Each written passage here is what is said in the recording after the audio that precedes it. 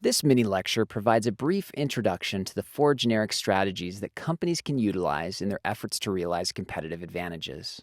Before I introduce the four generic strategies, however, I want to make sure we are clear on what a competitive advantage is and the key levers a company can pull to achieve an advantage. For the purposes of this lecture, a competitive advantage is when a company achieves higher profits than the average competitor in the product market. Consider two companies that have similar revenues and similar costs, and therefore similar profits. Well, the focal firm can achieve a competitive advantage in one of two ways. First, this company can somehow drop costs while keeping revenues constant. In this case, the focal firm now achieves a competitive advantage due to lower costs.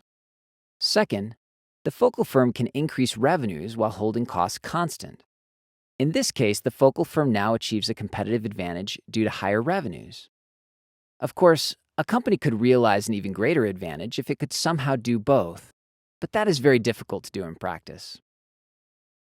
Now, this brief overview may seem obvious, but it is important to lay the groundwork for the following discussion.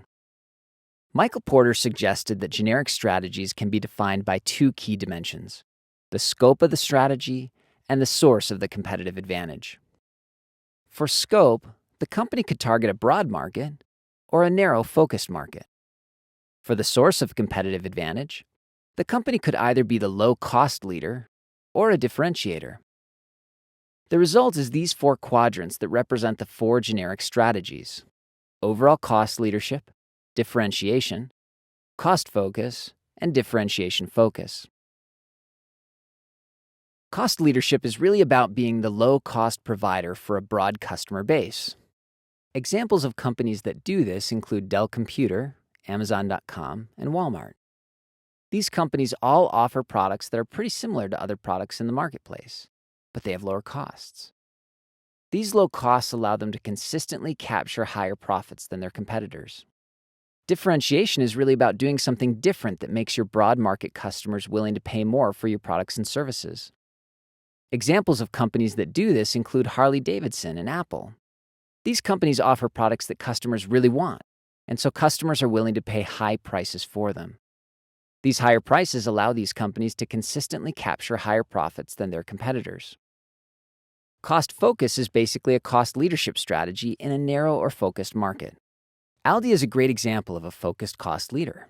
Aldi targets a very narrow and extremely price-sensitive customer, but only carries the products they can offer at a huge discount. They strategically locate close to traditional supermarkets so that these penny-pinching extreme customers can still go somewhere close by to get the other things they need that Aldi doesn't carry. Differentiation focus is basically a differentiation strategy in a narrow or focused market. Ducati motorcycles is a great example. They target a narrow slice of performance-focused motorcycle enthusiasts. Ferrari is another example. They target performance-focused drivers who have millions to play with. So generally, you can select any one of these four generic strategies in your efforts to achieve a competitive advantage. It is very difficult, however, to try to do more than one. Companies that try to do more than one frequently get stuck in the middle. You see, when you cut costs aggressively, then you also tend to cut product features and services. Thus, it is very hard to clearly differentiate your product when you are aggressively pursuing a low-cost strategy. At the same time, you often have to spend money to make your product somehow better than the other products out there. Doing so is clearly inconsistent with a cost leadership strategy. The main activities you engage in to become a cost leader are simply inconsistent in most cases with the main activities you engage in to be a differentiator. Getting stuck in the middle is a pretty unhappy place to be. Your products aren't different enough for customers to be willing to pay more, but they also aren't cheap enough for customers to choose you for your bargain prices. You are left without any clear, unique value for the customers you're trying to woo. So while some companies have, in fact, found ways to do both, it is usually wise to choose one and stick with it. Understanding when some companies are able to do both is a topic for another mini lecture.